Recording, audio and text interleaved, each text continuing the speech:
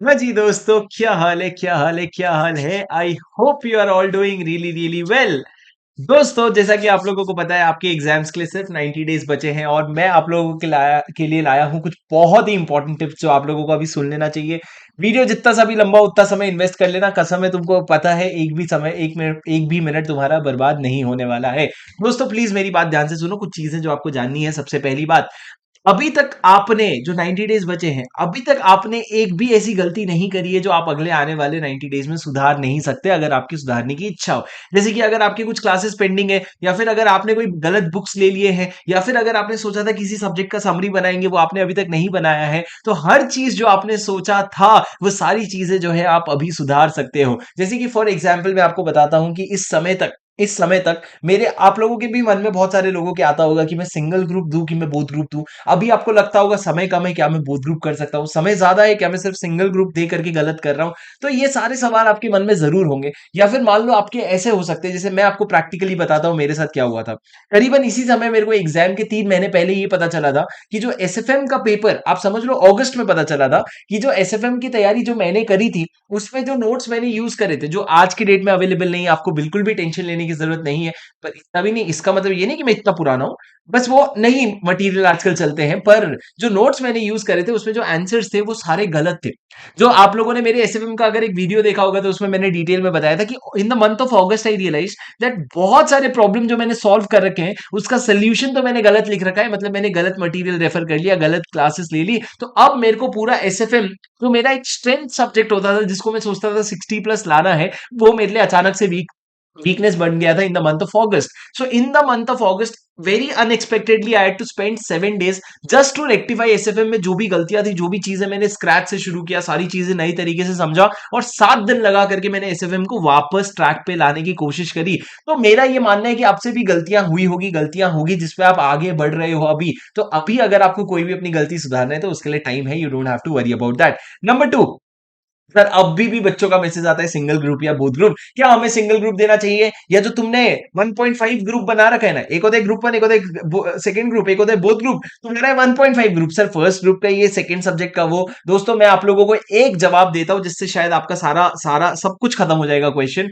उतने पेपर्स दो कितने पेपर्स को आप अपने एग्जाम में जस्टिफाई कर सकोगे। मतलब जब आप एग्जाम हॉल में घुस रहे होगे ना, तो आपको अगर अंदर से आवाज आ गई ना, हाँ यार ये पेपर की तो मैंने अच्छी तैयारी कर ली क्योंकि मेरे को टाइम मिल गया था, तो उतने पेपर दे दो, चाहे वो बोथ ग्रुप हो, चाहे वो एक ग्रुप हो, चाहे वो 1.5 ग्रुप हो, या चाहे वो 2 सब्जेक्ट हो। क्योंकि अगर आप एग्जाम में अनप्रिपेयर्ड जा रहे हो, इसका मतलब आप अपने नसीब के भरोसे जा रहे हो। पर जब आप फेल हो जाओगे ना, तब आपको नहीं याद आएगा कि मैं नसीब के भरोसे गया था, तो तुमको लगेगा यार मैं कैसे फेल हो गया, और तुम्हारा कॉन्फिडेंस जबरदस्ती का नीचे गिर जाएगा। So everything that you can do wholeheartedly and everything that you can do justice to, just do that. If it is both group, then go for both group. अब सर तीसरा और सबसे इंपॉर्टेंट चीज, अभी आपका समय है कि आप प्रोडक्टिव हो जाए। अभी तक आपने जितना भी टाइम पास किया, जो भी आपने यूट्यूब पे सीरीज देख लिया, जो भी आपने इंस्टाग्राम में स्क्रॉल कर लिया, सारी चीजों का अंत होने का समय आ गया है। अब आप लोगों ने अगर आप एक ग्रुप दे रहे तो आप लोगों ने 8 घंटे पढ़ना चाहिए। अगर आप दोनों भी ग्रुप दे रहे तो आपको 12 आवर्स मिनिमम पढ़ने चाहिए। And please understand, these are the effective hours, these are the effective hours, these are not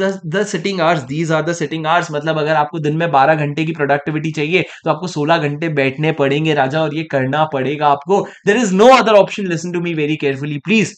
दोस्तों, आपको ना प्रोडक्टिव आवर्स बहुत स्मार्टली कैलकुलेट करने पड़ेंगे। जैसे कि मैं आपको एक एग्जांपल देता हूं। फॉर एग्जांपल, अगर एक चैप्टर है, कोई चलो लॉ का एक चैप्टर ले लेते हैं। लॉ का एक चैप्टर, आपके ऑडिट का और लॉ का मिला करके एक चैप्टर ले लेते हैं। एक चैप्टर है जो कंपनी ऑडिट एंड ऑडिटर्स है, ठीक है, ऑडिट एंड ऑडिटर्स है।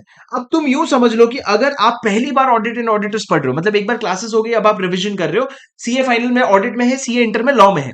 आपके लिए ऑडिट एंड ऑडिटर्स के केस में मैं अगर आपको एक अंदाजा दूं, तो अगर आप पहली बार पढ़ रहे हो ना, अच्छे से एक एक सेक्शन घुस के पढ़ोगे, सारा उसका सेक्शन के अंदर का पढ़ोगे, so it should take you ideally 1.5 hours.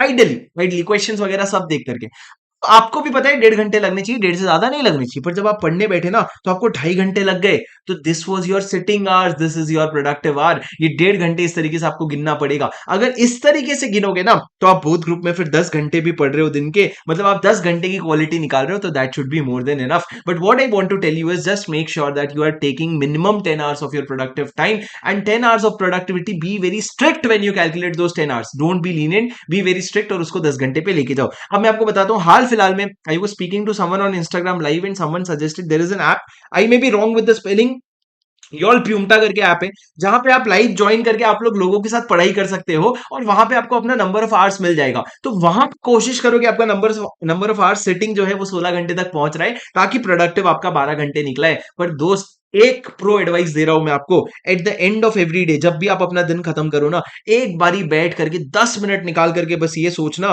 कि 10 मिनट बस ये निकाल करके सोचना कि आज मैंने दिन में कितनी पढ़ाई की, कहां कहां मैंने कितने कितने समय पढ़ाई किया, और आप फिगर आउट करना कहां कहां आपने समय वेस्ट किया या अनप्रोडक्टिव रहे। जहां जहां पे आपने समय वेस्ट किया ना, उसको बस अगले दिन सुधार लेना। तो आप समझ लो 14 से 15 दिन में तो आप एकदम परफेक्ट हो जाओगे, और इतना समय है आपके पास, पर अब है, बाद में शायद ना रहे। और सर, अब मैं आप लोगों को जो यहां तक अंत तक वीडियो देखा है उसके लिए एक प्रो एडवाइस देने वाला हूं। सबसे पहला प्रो एडवाइस, आप लोगों ने ना अपने 3 स्ट्रेंथ और अच्छा, स्ट्रीमलाइन योर शेड्यूल, एक बार सुन लो सर। आप लोगों ने अपने अपने सोने का, अपने पढ़ने का शेड्यूल एकदम सुधार लेना चाहिए। ऐसा नहीं कि रैंडमली हैफिजर्डली पढ़े जा रहे हैं। दोस्तों, ये बहुत ज्यादा मैं स्ट्रांगली एडवाइस नहीं करता, but this has work like charm for a lot of people. I personally had a problem कि मेरे को नींद जब आनी होती थी तब आती थी, जब मैं उठना होता था उठता था, बहुत ज्यादा मेरे कंट्रोल में चीजें नहीं होती थी। पर एक चीज जो मैंने स्ट्रिक्टली फॉलो किया, मैं कभी भी दोपहर को 1 बजे से लेकर के शाम के 6 बजे के बीच में नहीं सोया, जबकि मेरे को उस समय पहले सोने की आदत थी।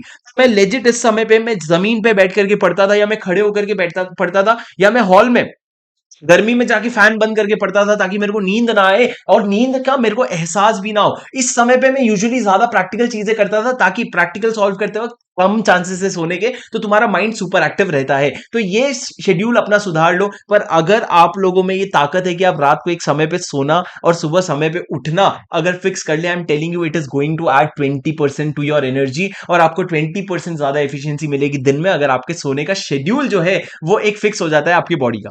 ठीक है। And the last and the most important advice guys, please listen to me very carefully.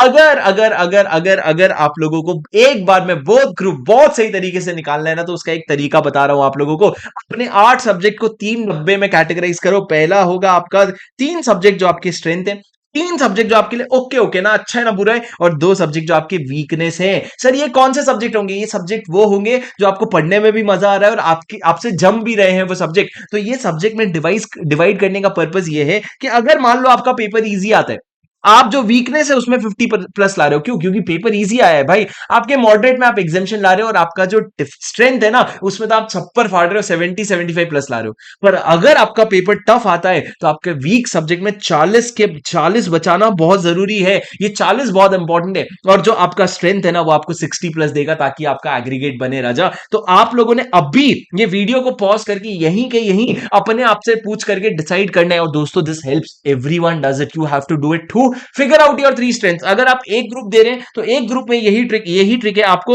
एक दो सब्जेक्ट स्ट्रेंथ डालना पड़ेगा, एक मॉडरेट और एक वीकनेस। ये वीकनेस के सामने 2 स्ट्रेंथ जब रखोगे ना, एक ग्रुप आराम से निकल जाएगा। और दोस्तों, चलो, ये आप लोगों का, अभी मैं आप लोगों को बता दूं, ये आप लोग करने के बाद नीचे कमेंट पे लिख करके जाना है that what are your 3 your strength. Let's hide your strength, just write down what is your 1 और 2 वीकनेस। अगर आप बोथ ग्रुप दे रहे हो तो 2 वीकनेस क्या है, एक ग्रुप दे रहे हो तो एक वीकनेस क्या है, ये नीचे कमेंट पे लिख करके जाना, ताकि ताकि आपने आपके कंसंट्रेशन में आ गया, अब आप उस पर ज्यादा फोकस डाल सकते हो। अब दोस्तों, एक चीज बता दूं, आपके आने वाले 90 दिन में आपके पास कुछ डाउन टाइम आएगा। डाउन टाइम एज एन पढ़ना चाहते हो पर आप पढ़ नहीं पा रहे हो किसी भी कारणवश। तो अगर ऐसा होगा आपके साथ, किसी भी तरह का डाउन टाइम आएगा, be mentally prepared for it. हम इंसान हैं, इंसान जैसा बिहेव करेंगे। अचानक से 90 दिन में हमारे अंदर भगवान नहीं आ जाएगा, हम गलतियां करेंगे, पर हम उस गलतियों पे रोने की जगह गलतियों से अपने आप को फटाफट माफ करके आगे बढ़ेंगे। This should be very clearly और objective, and you will have to understand that CA exams are not just about पढ़ाई पढ़ाई पढ़ाई।